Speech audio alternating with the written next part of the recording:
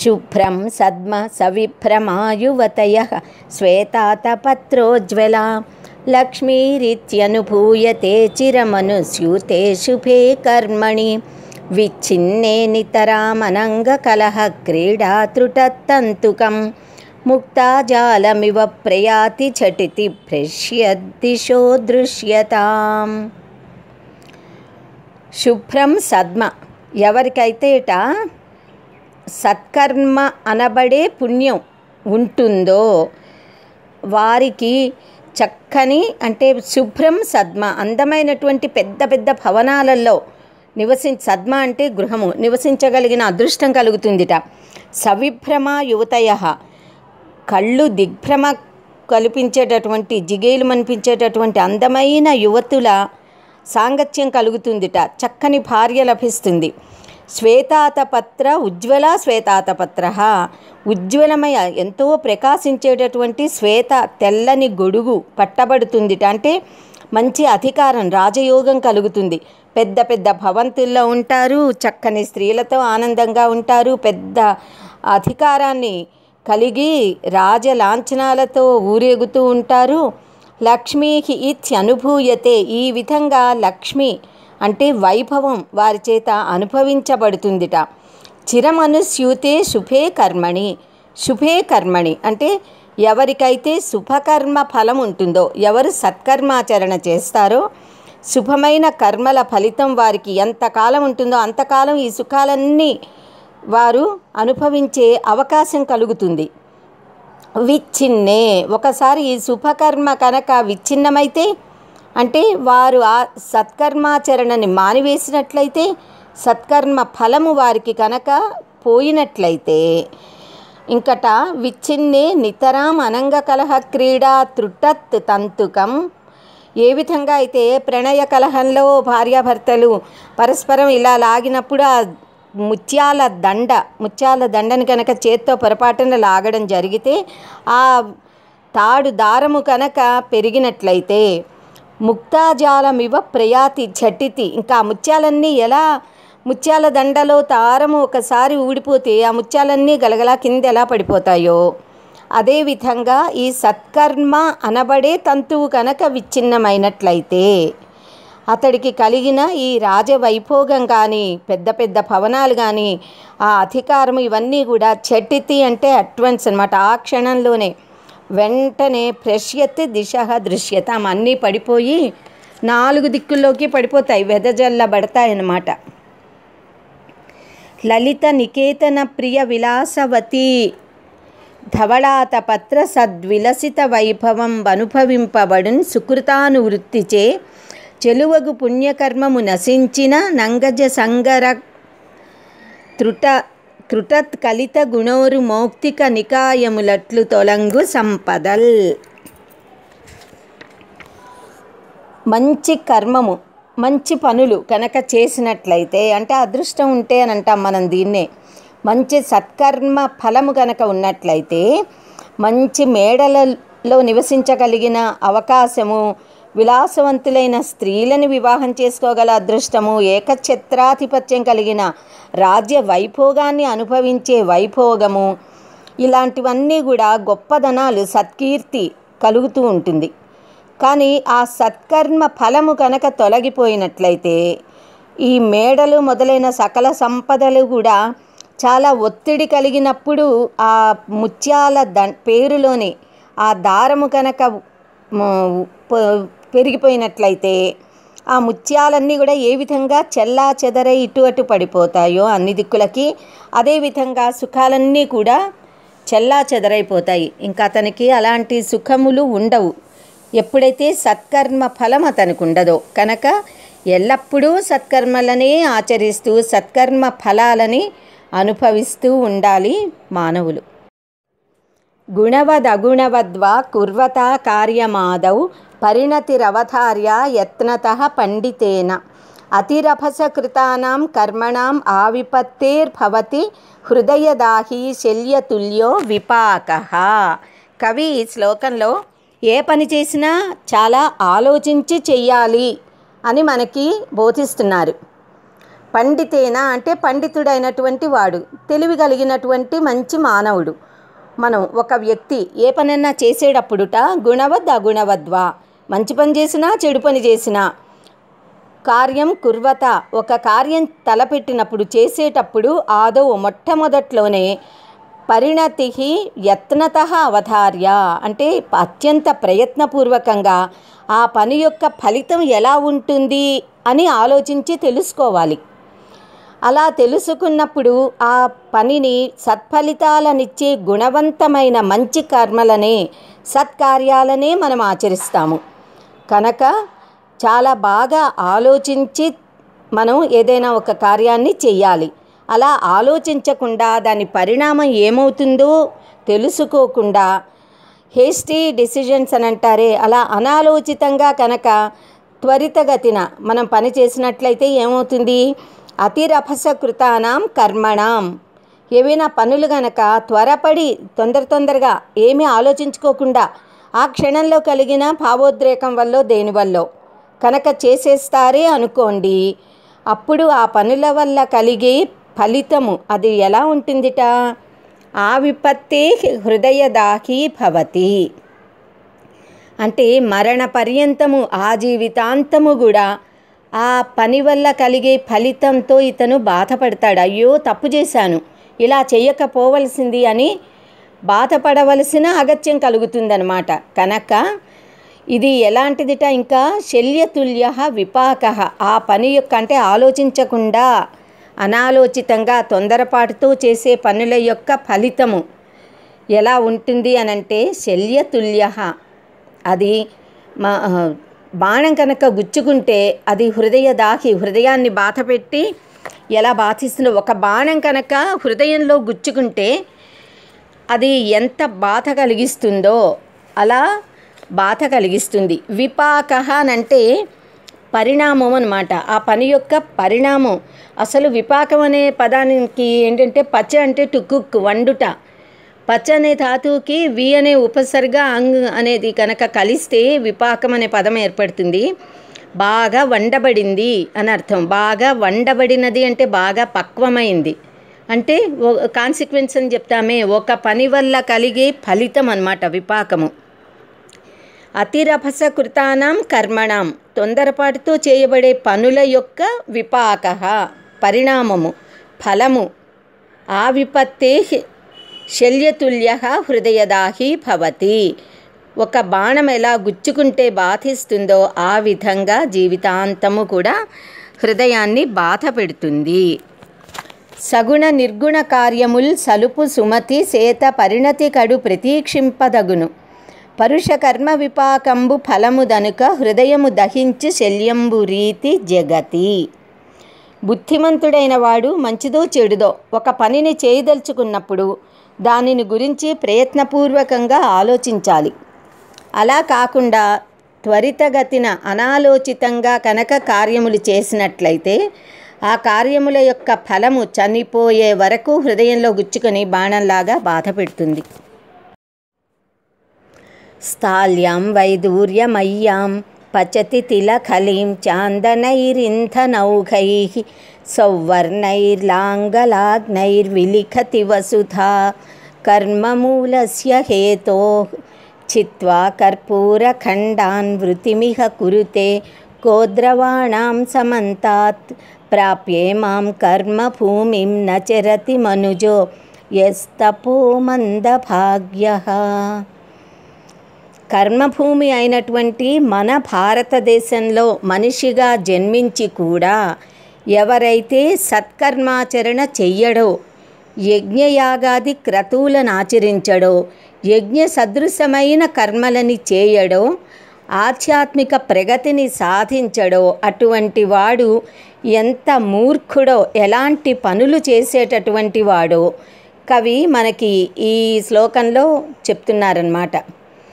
స్థాల్యాం వైదూర్యమయ్యాం అంటే వైదూర్యాలు, వజ్ర వైఢూర్యాలు అని అంటాం కదా మనం. ఆ విదూర పర్వతాల్లో మొట్టమొదట్లో దొరికేవిట వైదూర్యాలు.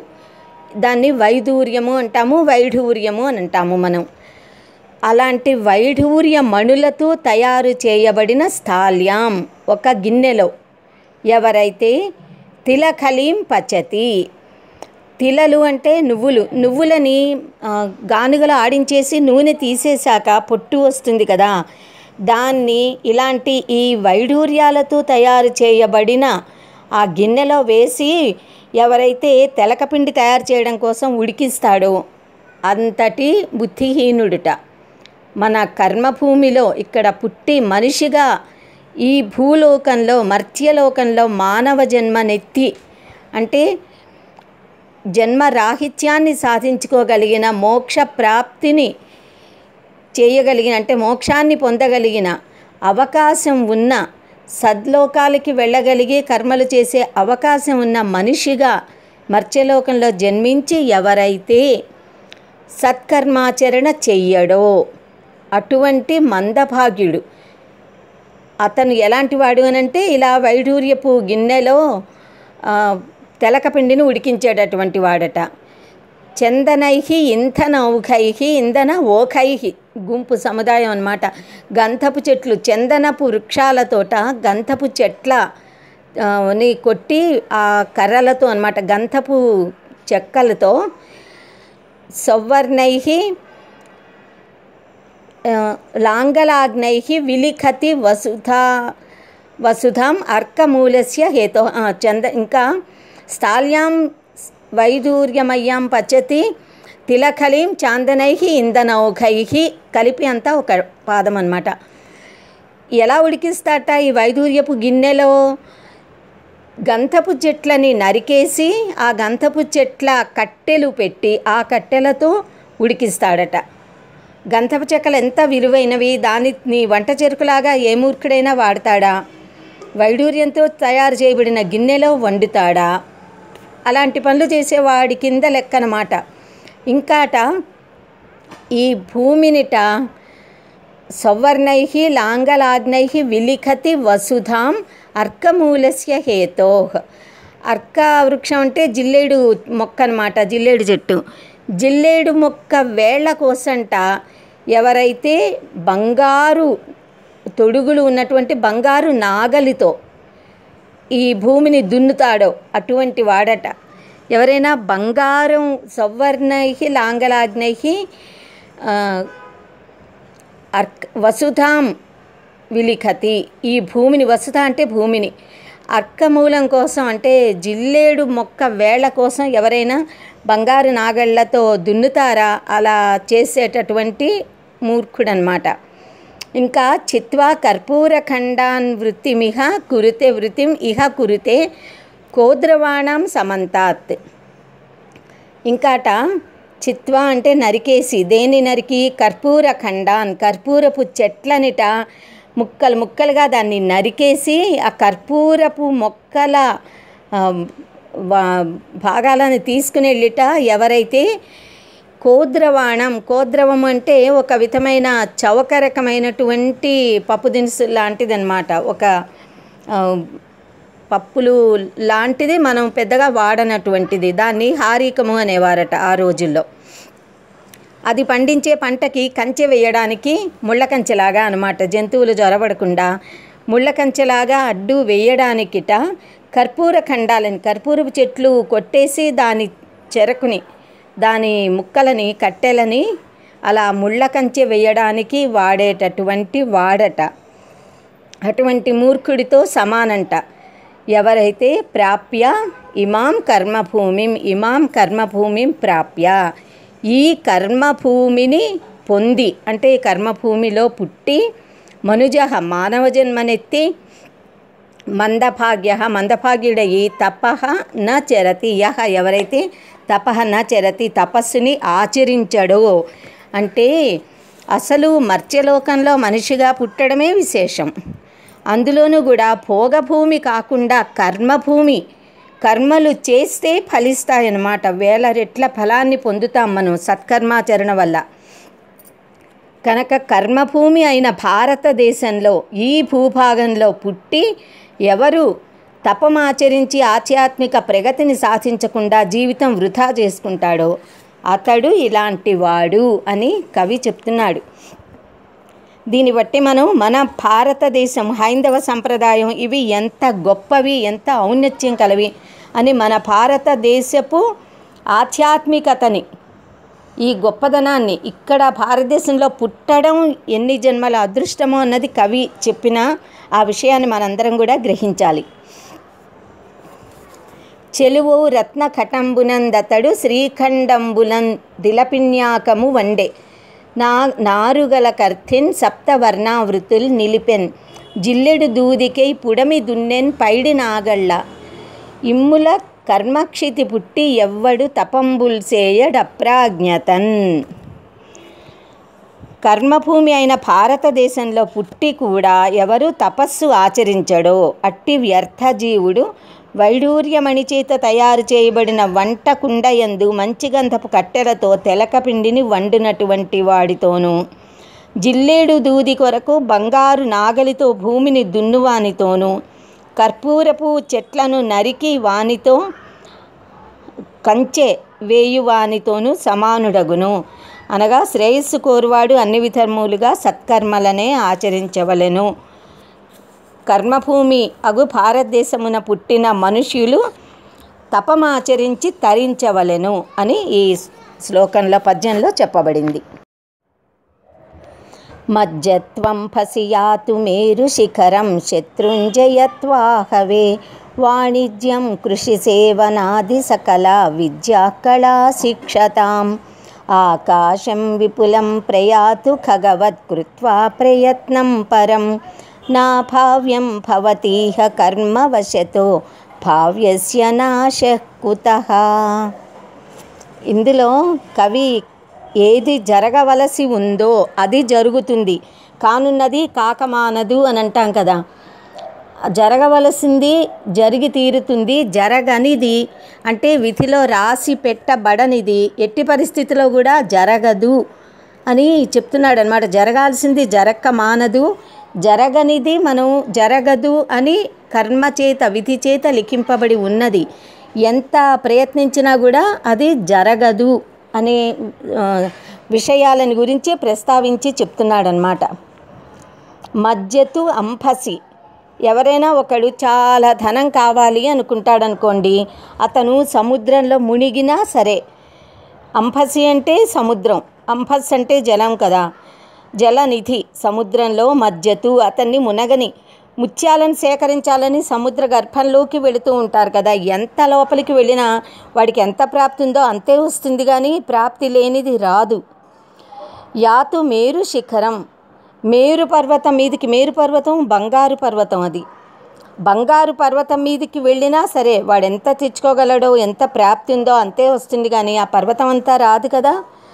కనుక మజ్జతు అంఫసి, సముద్రంలో మునగని, మేరు శిఖరం యాతు, మేరు పర్వతం బంగారు పర్వతం మీదికి వెళ్ళని, శత్రుంజయతు ఆహవే, యుద్ధంలో శత్రువులందరినీ జయించని, వాణిజ్యం కృషి గోసేవనాది సకల విద్యా కళా శిక్షతాం, అతడింకా వాణిజ్యము, తర్వాత కృషి అనంటే వ్యవసాయం, కృషి సేవనము, ఇంకా ఇలాంటి రకరకాల ఎన్ని కళలనైనా సకల విద్యా కళాక, ఎన్ని కళలనైనా నేర్చుకొని ఎన్ని విద్యలనైనా నేర్చుకొని, శిక్షతాం అంటే నేర్చుకోవడం అన్నమాట. మనకి ఎన్ని విద్యలు ఉన్నాయి, ఎన్నో రకాల లెక్కల బట్టి చెప్తుంటారు, కానీ మనకి చతుర్దశ అని అంటే 14 విద్యలు ఉన్నాయని చెప్తామన్నమాట. అంగాని వేదాశ్చత్వారో మీమాంసా న్యాయ విస్తరః పురాణం ధర్మశాస్త్రం చ విద్యాహేతాశ్చతుర్దశ అని చెప్తాము. 4 వేదాలు, 6 వేదాంగాలు అందరికీ తెలిసినవే కదా. ఋగ్యజు సామ అథర్వణ వేదాలు 4, ఇంకా శిక్ష వ్యాకరణం ఛందో నిరుక్తం జ్యోతిషం తథా కల్పశ్చేతి షడంగాని, ఇవి అంగాలు 6. ఇక్కడి 10, ఈ 10కి మీమాంస న్యాయ విస్తర, మీమాంస న్యాయము కలిపితే 12, ఇంకా పురాణం ధర్మశాస్త్రం ఈ కలిపితే 14. ఇవి 14 కూడా విద్యలు, చతుర్దశ విద్యలు. ఇంకా కళలు, చతుషష్ఠి కళలు.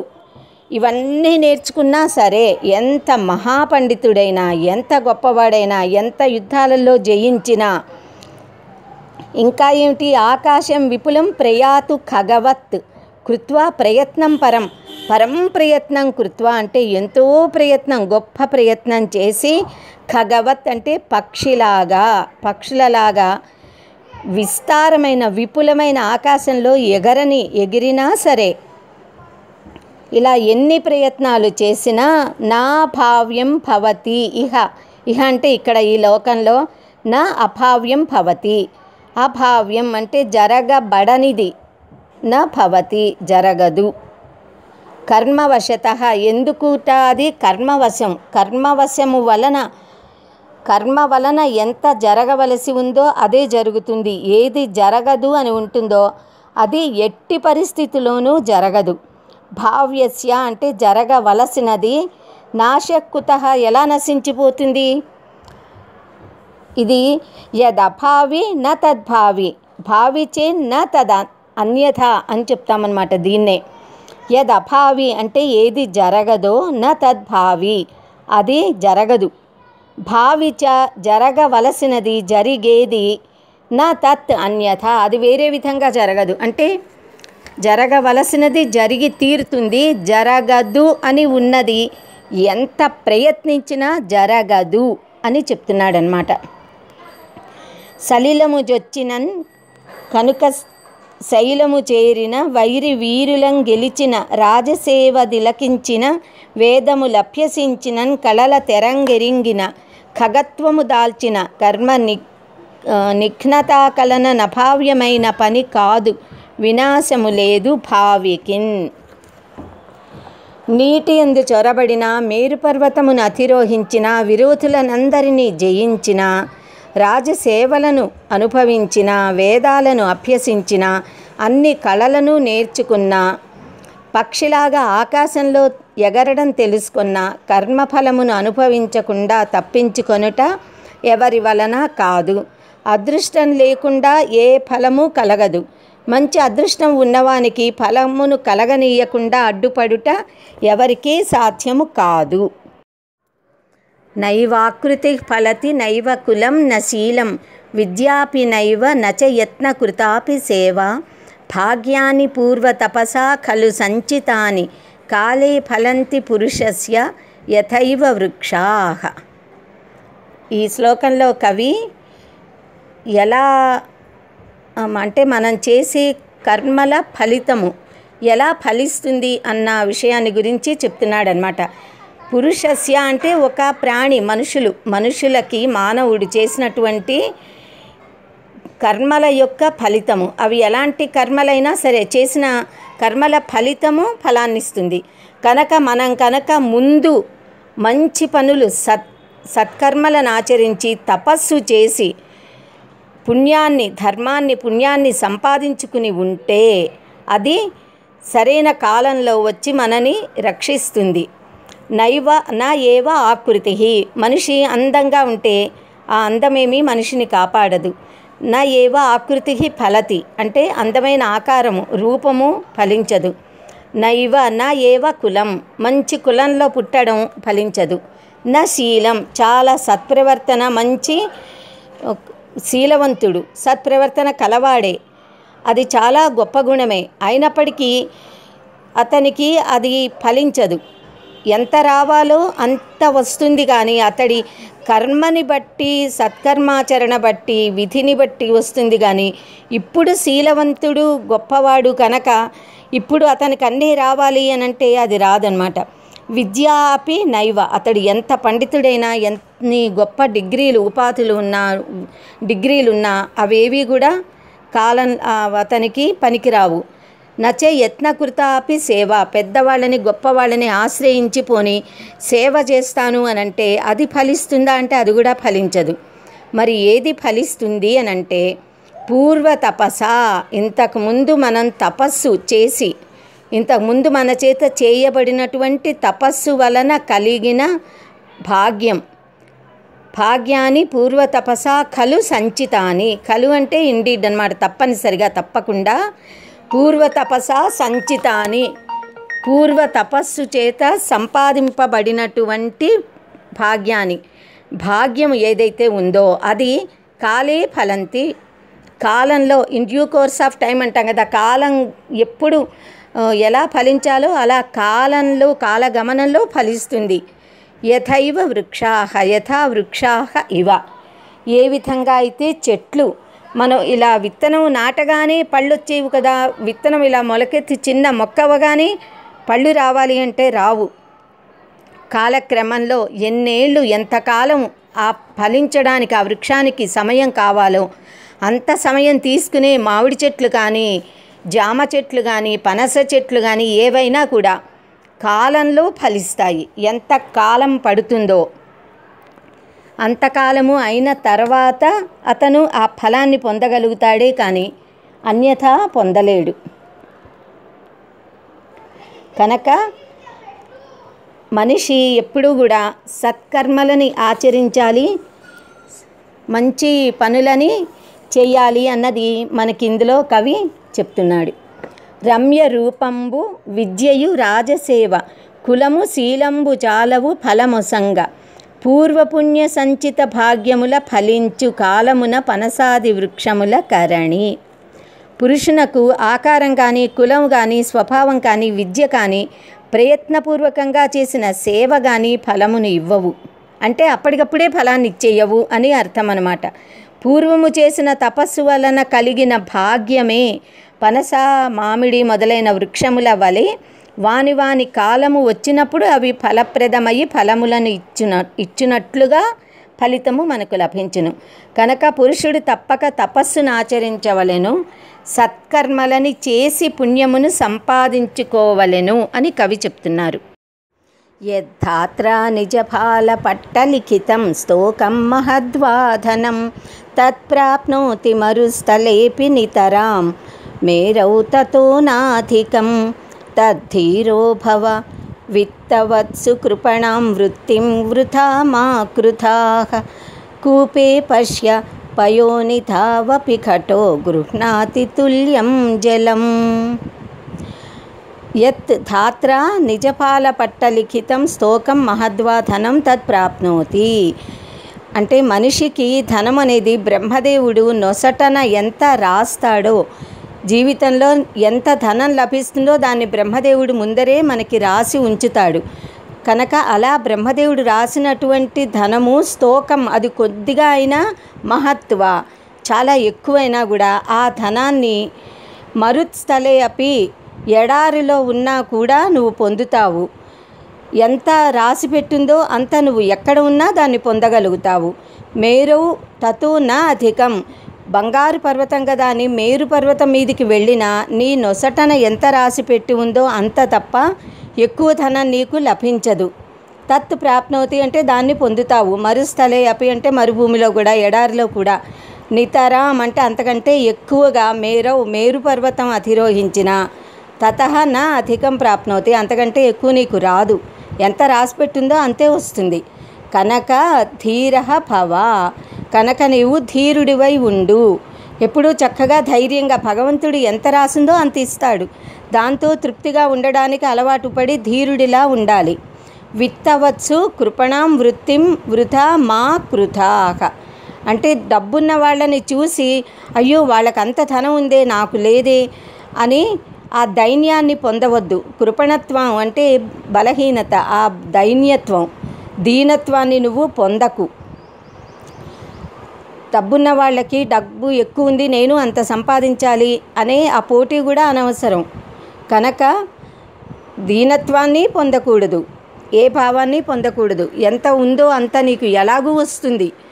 కనుక నీ ప్రయత్నాన్ని నువ్వు చేసుకుంటూ మామూలుగా ఏ మత్సర భావం లేకుండా ఎలా ఉండాలో అలా ఉండాలి.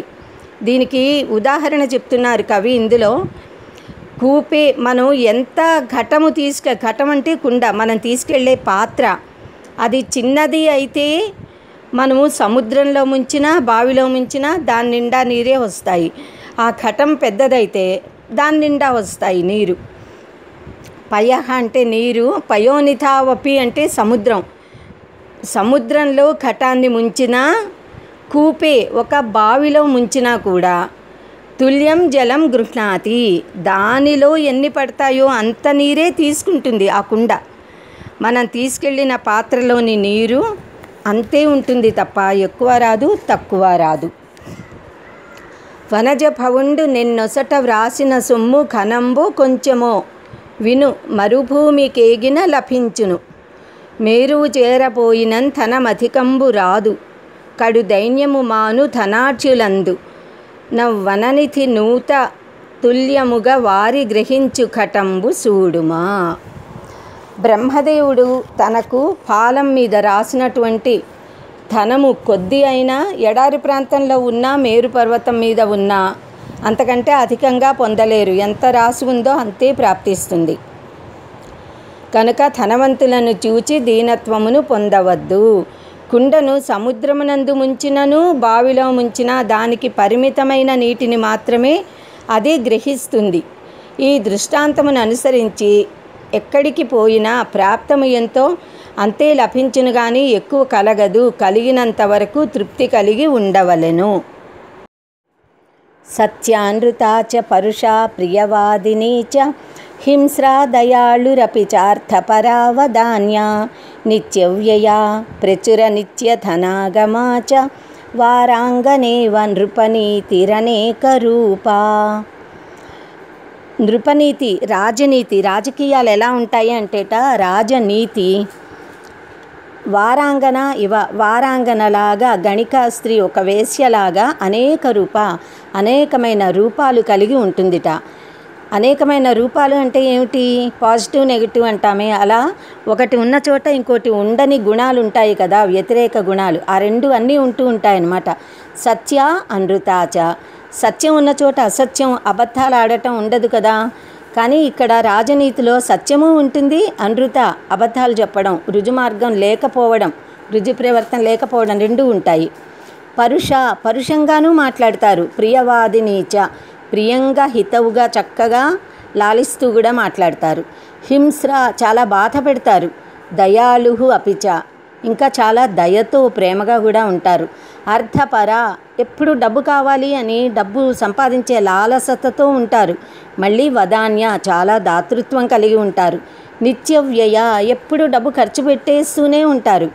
అయినా కూడా ప్రచుర నిత్య ధనాగమ, ఎప్పుడు డబ్బు అలా వస్తూనే ఉంటుందిట. అలాగే ఏ విధంగా అయితే ఈ వారాంగనకి అనేక రూపాలున్నాయో నృపనీతికి, రాజనీతికి కూడా అలాగే అనేక విభిన్నమైన రూపాలు, దృక్కోణాలు ఉంటాయి అని ఇందులో చెప్తున్నారు. సత్యమనృతంబు పరుషోక్తి సరస భాష ప్రాణిహింసయు దయయు లోభంబు నీగి కనక సంగ్రహ వ్యయములు కలుగు వారరమణి కైవడి బహురీతి రాజనీతి. రాజనీతి అనున్నది కొన్నిటి యందు సమయోచితముగా సత్యంతో కూడి ఉండడం, కొన్ని ప్రదేశాలలో అసత్యంగా ఉండడం, ఒక చోట నిష్ఠూరంగా, ఇంకొక చోట చెవులకి ఇంపుగా ఉండడం, ఒక చోట బాధిస్తూ ఉండడం, ఇంకొక చోట దయను కనబరుస్తూ ఉంటుంది. అలాగే ఒక చోట పిసినారితనాన్ని చూపిస్తూ మరొక చోట దానం చేస్తూ ఉంటుంది. ఒక చోట ఎప్పుడూ ఖర్చు పెడుతూ మరొక విధంగా ఎల్లప్పుడూ సంపాదించుతూ ఉండే వారాంగనలాగా నానా విధాలుగా ఉంటుంది రాజనీతి.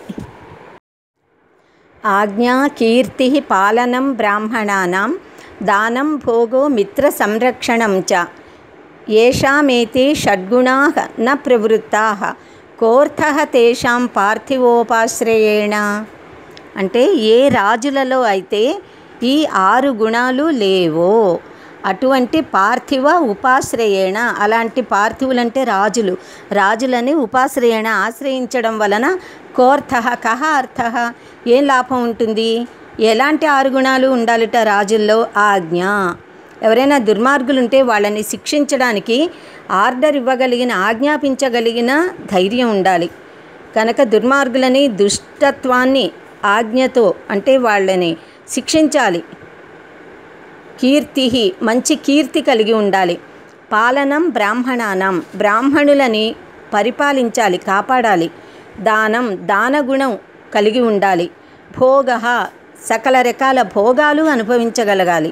మిత్ర సంరక్షణం చ, ఇంకా స్నేహితులని రక్షించాలి.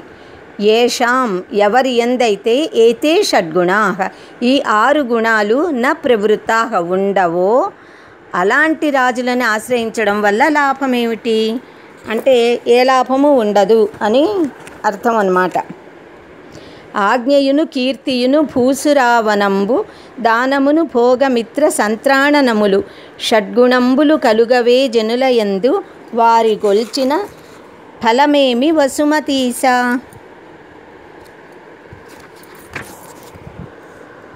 దుర్జనులను శిక్షించడం, సత్కీర్తి కలిగి ఉండడం, బ్రాహ్మణ పరిపాలనము, సత్పాత్ర దానము, స్రక్చందన విహారాది భోగములు అనుభవించడము, ఆపన్నులకు మిత్రాదులను రక్షించుట అనే ఈ 6 గుణములు లేనటువంటి రాజులను సేవించుట వలన ఏ ఫలము ఉండదు. పరీక్షీణః కశ్చిత్ స్పృహయతి యవానాం ప్రసృతయే స పశ్చాత్ సంపూర్ణః కలయతి ధరిత్రీం తృణసమాం అతశ్చానైకాంత్యాద్ గురులకు తయార్థేషు ధనినాం అవస్థా వస్తూని ప్రథయతి చ సంకోచయతి చ. పరీక్షీణః కశ్చిత్ యవానం ప్రసృతయే స్పృహయతి అంటే దారిద్ర్యావస్థలో ఉన్నప్పుడు, ఏమీ లేక నిర్ధనుడై ఉన్నప్పుడు, యవలు అనంటే ధాన్యంలోని ఒక వెరైటీ, ఒక విధమైనటువంటి ధాన్యం అన్నమాట. ఆ ధాన్యపు గింజలు, గుప్పెడు ధాన్యపు గింజల కోసం అతడు స్పృహయతి కాంక్షిస్తాడు. అంటే దరిద్రంలో, పేదరికంలో ఉన్నప్పుడు ఒక్క గుప్పెడు బియ్యం దొరికితే చాలు అన్నం తినడానికి అని అతను ఆశిస్తాడు. సహా అలాంటి అతనే పశ్చాత్ సంపూర్ణ, తర్వాత చాలా ధనవంతుడవుతాడే అనుకోండి కాలగతిలో. అప్పుడు కలయతి ధరిత్రీం తృణసమాం, ఈ మొత్తం భూమండలాన్ని కూడా గడ్డిపరకతో సమానంగా చూస్తాడు. అన్నీ కూడా అతనికి అత్యంత తేలికగా కనిపిస్తాయి, ఏది అక్కర్లేని దానిలాగా. ఎందుకంటే సర్వం వాడికి సమకూరాయి గనక అన్నీ వస్తువు యొక్క విలువ లేదు అతనికి. అతః కనుక, అతశ్చ అనేక కాలాన్ని బట్టి వస్తువు యొక్క గురులకుతయా అర్థేషు ధనినాం, ధనికులైనటువంటి వాళ్ళకి కానీ పేదవారికి కానీ ఈ వస్తువులో గొప్పదనం లేదు. ఆ కాలంలో, సమయంలో అవసరాన్ని బట్టి వస్తువు యొక్క గొప్పదనము, అల్పత్వము, గురు అంటే బరువు అన్నమాట. అంటే గొప్పదనం కానీ లఘుత్వం అనంటే తక్కువగా ఉండడం, తేలికగా ఉండడం కానీ ఉంటుంది. కానీ అవస్థ వస్తువుని ప్రథయతి చ సంకోచయతి చ అంటే వస్తువులు అవి గొప్పవిగా కానీ అల్పంగా కానీ సమయాన్ని బట్టి, అవసరాన్ని బట్టి పరిగణించబడతాయే కానీ వస్తుతః వస్తువులో గొప్పదనమో అల్పత్వమో అనేది ఉండదు అని కవి ఇందులో చెప్తున్నారనమాట ఈ శ్లోకంలో. చేరి యొకండు నెవ్వబడి చిక్కుచు చేరుడు శాలిధాన్యమే కోరు నతండు పిమ్మట నకుంఠ ధనోన్నతుడై వసుంధరం భూరికి సాటిగా దలచు భూరి ధనార్చుల చొప్పునేకమై గౌరవమున్ లఘుత్వమును గైకొను వస్తువులందు నెల్లెడన్.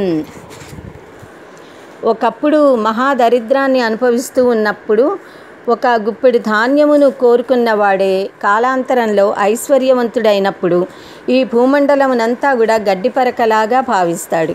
కనుక సమయమును అనుసరించి వస్తువులు అధికములు అల్పములు అని భావించబడతాయి. ఒకప్పుడు అల్పమైనవి, మరొకప్పుడు అవే చాలా అధికమైనవిగాను, ఒకప్పుడు అధికమైనవే మరొకప్పుడు అల్పమైనవిగాను అనిపిస్తూ ఉంటాయి.